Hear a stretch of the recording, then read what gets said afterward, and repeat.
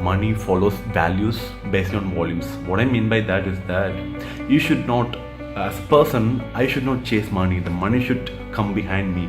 How it will come behind me? For example, you're starting a bookstore in your local hometown and you're selling books. Now what happens?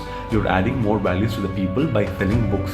And people come to your store, they buy books and they pay you, and you make profit out of every sale. So the money follows values.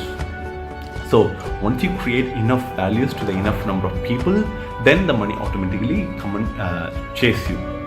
So that's how the money should be made. If you go behind money, you cannot be more successful. So try to create values. For example, you can take a cine actor. Why the cine actor is getting paid crores and crores of rupees?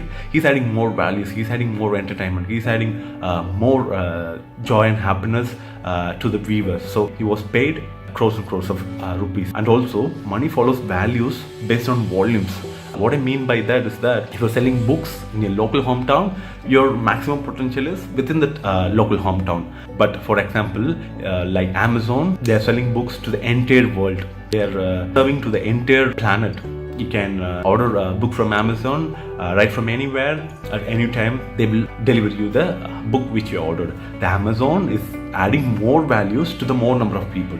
So they are the number one company, and Jeff Bezos will be gonna be the first trillionaire in this planet. That's because he's adding more values to the more number of people. Same with Alibaba, Jack Ma. He's adding more values to the more number of people. So the money follows values, and the value should be given to more number of people. The amount of money which you make is directly proportional to the number of people you serve. So that's the secret number one.